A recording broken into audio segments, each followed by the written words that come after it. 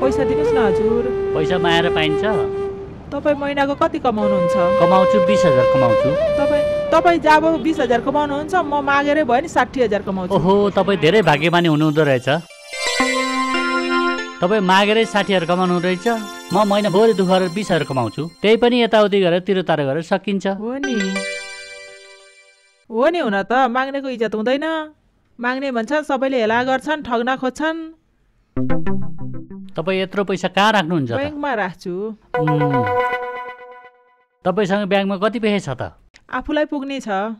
हजुरसँग भएको पैसा मलाई ब्याजमा दिनुहोस्, म 1000को 30 रुपियाँ दिन्छु। हस्।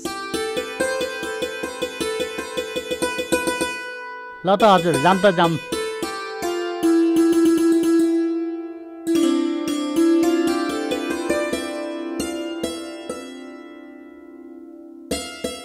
हिँड्दै थाकियो, अब कति हिँड्नुपर्ने? त्यही हो ब्याङ्क। म पैसा जितेर ल्याउँछु, तपाईँ बाहिर उभिनु नि।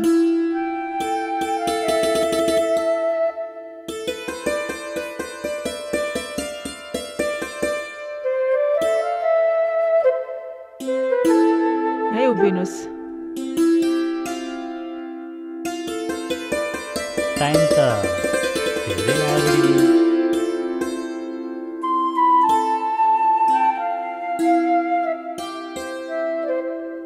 ल है, जस्तो दिएछु पैसा त्यसरी नै ब्याज सहित फिर्ता गर्नु होला नि। फेरि भइहाल्छ, म दिइहाल्छु नि। यति पैसा भएपछि रमाइलो हुने भयो आज। ए पख, यो बुढी पैसा फकाएर ल्यायो होला। यसो पछि लाएर जान्छु। कहाँ जान्छ अब? आज जाने हो, रक्सी खाने हो, पातलीको गालामा सबै मै खाने हो। फेरि यता आयो, कताबाट जान्छ अब यो? पहलास पाउँदै कहाँ जान्छस्?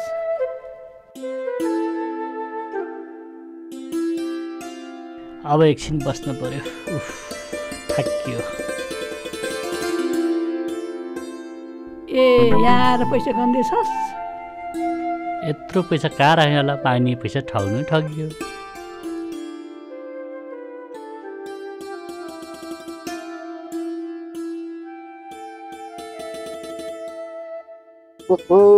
के छ त हालखबर? पैसा त धेरै नै गरिमार्नु भएको छ त। कतै ब्याजमा लाउने कुरो छ कि के हो त? हाहा, ब्याजमा त लाउने भनेको कसैले राम्रो ब्याज दियो भने ब्याजमा दिने हो। म त ठ्याक्कै समयमा पो आइपुगेछु। मलाई कस्तो पैसाको आवश्यकता थियो। आमा हस्पिटलमा हुनुहुन्छ। म बढी दोब्बर ब्याज दिन्छु नि। भन्दा बढी दोब्बरै ब्याज दिन्छु तपाईँलाई। बरु मलाई त्यति ऋण गरिदिएर मलाई सहयोग गरिदिनु न भाइ। ओहो, हो र भाइ, पैसा त दिन हुन्थ्यो। अलिक विश्वासिलो मान्छे चाहियो। ब्याङ्कको भन्दा डबल ब्याज चाहिन्छ। कति चाहिएर भाइले चाहिँ? मलाई त 2-4 लाखै चाहिएको। चाहिन चाहिँ अहिले तपाईँसँग जति छ त्यति दिएर सहयोग गरिदिनु न भाइ प्लिज। अब जति छ त्यतिले चलाउनुहोस्, टाइममा फर्काउनुहोस्, पछि केस गर्न नपरोस् नि फेरि। हुन्छ नि दाइ, यो गुण त म कहिले पनि बिर्सिनँ तपाईँको दाइ। म यो गुण तिरेरै छाप्छु तपाईँको। ए यो ठगले यसलाई पैसा दिँदैछ। म बुढी आमालाई गएर कुरा गरिदिन्छु।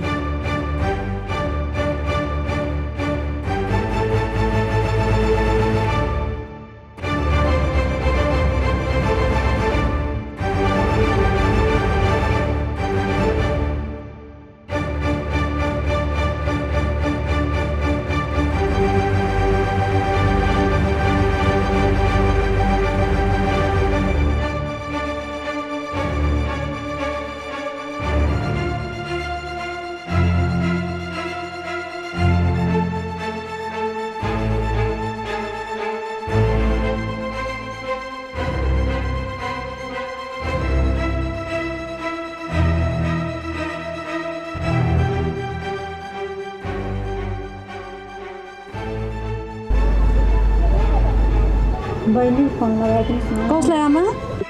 त्यो एकजनाले पैसा लानु भएको थियो।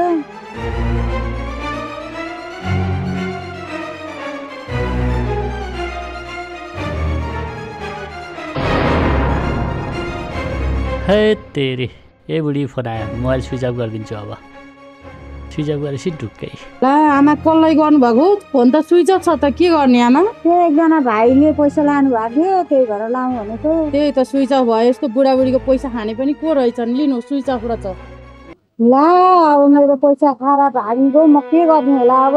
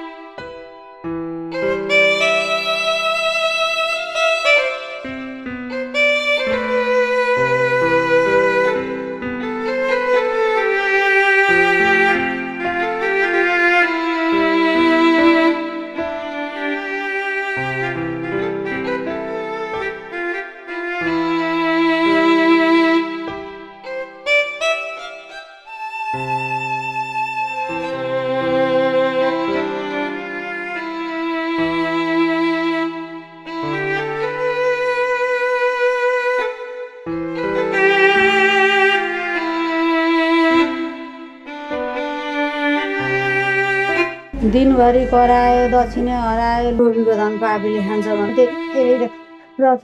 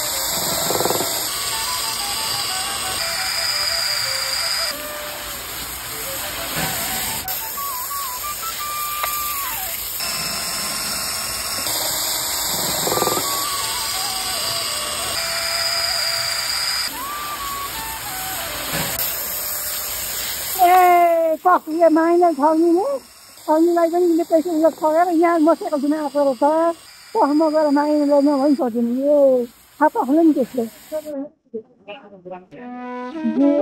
ठगले पैसा खायो अब पैसा दिएन अब कसै गरी उठाउने के गरी लिने अब कसरी लगेको पैसा ठगले खाइगयो अब के गर्ने होला आमा तपाईँ पैसा ब्याजमा पैसा दिन्छु भनेर लगेको थियो लग्यो खायो अब कसरी उठाउने ब्याङ्कमा त ब्याङ्कमा पैसा निकालेर मैले देखेको तपाईँ दिएको पैसा दिएको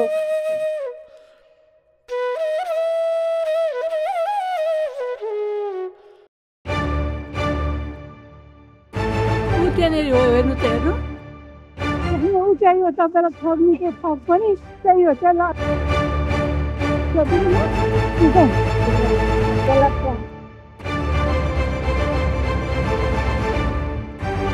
तपाईँको पैसा ठग्ने मान्छेको पैसा लाग्नु चाहिँ यही मान्छे हो तपाईँहरूको पैसा मैले कहिले लगेँ तपाईँको ठग्ने मान्छेको पैसा ठग्ने मान्छे उहाँलाई पाएको तपाईँ ठग्ने मान्छेलाई पनि उहाँले पाएको ठगेर उसो पैसा पाउँछ के भयो पैसा एउटा ठगो होइन हजुर ठगो नआएपछि मान्छे यो पनि मैले उहाँहरूसँग पैसा लिएकै छैन